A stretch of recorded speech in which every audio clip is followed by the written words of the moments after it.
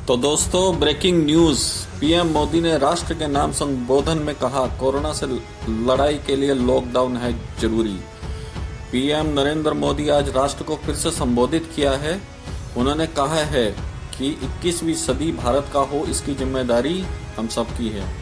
उन्होंने कहा कि कोरोना वायरस लंबे समय तक हमारी ज़िंदगी का हिस्सा रहने वाला है।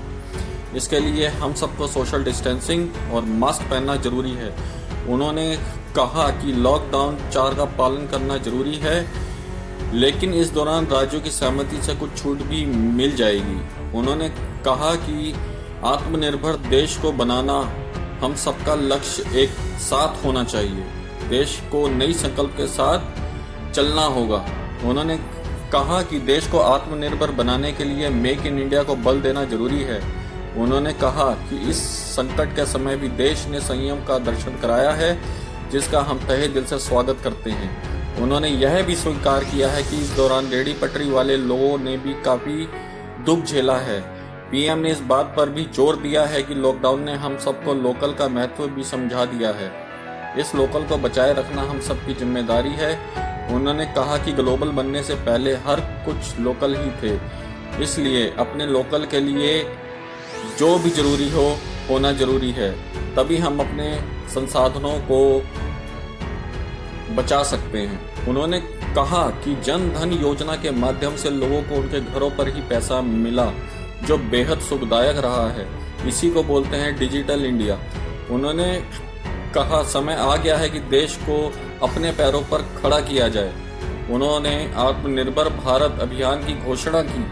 उन्होंने कहा कि सभी पिछले राहत राशि को जोड़ दिया जाए तो यह पैकेज 20 लाख करोड़ रुपए की है, जो कि बहुत बड़ी रकम है। देश के विभिन्न वर्गों को इससे संबल मिलेगा, सहायता मिलेगी।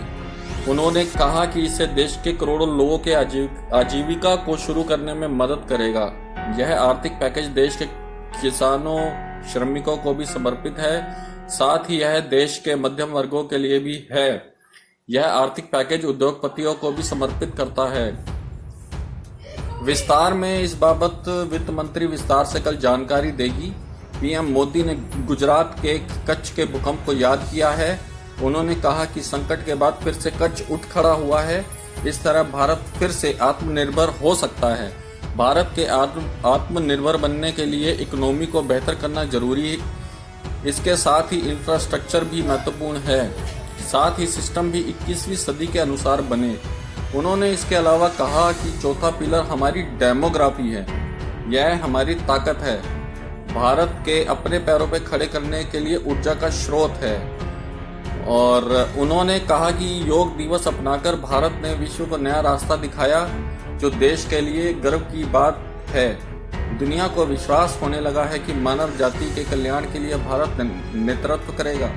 उन्होंने कहा कि भारत हमेशा से विश्व कल्याण के लिए कदम उठाए हैं, आज फिर भारत विकास की ओर अग्रसर है, तब भी विश्व के कल्याण के लिए भारत अडिग है।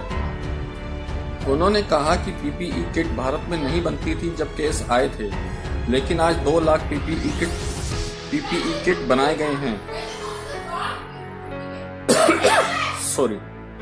विश्व के सामने भारत का मूलभूत चिंतन आशा का किरण की तरफ बरबस टिकता है। भारत ने हमेशा से वसुधैव कुटुंबकम को अपनाया है, जिसका आज विश्व भी सराहना कर रहा है। उन्होंने कहा कि भारत इस बात में विश्वास करता है कि धरती माँ है। इस संस्कृति को अपनाने वाले देश आत्मनिर्भर बनेगा तो पूरा विश्व का कल्याण होगा। उन्होंने कहा कि कोरोना संक्रमण से मुकाबला करते हुए 4 सप्ताह से ज्यादा समय बीत चुका है।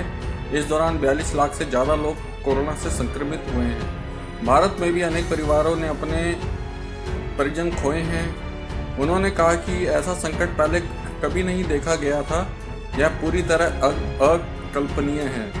उन्होंने कहा कि रुकना थकना मानव को पसंद नहीं है। बाकी मालूम हो कि इससे पहले पीएम नरेंद्र मोदी ने सोमवार को ही सभी राज्यों के सीएम से लगभग 6 घंटे तक वीडियो कॉन्फ्रेंसिंग के माध्यम से चर्चा की थी, जिसके बाद यह उनका संबोधन महत्वपूर्ण माना जा रहा है।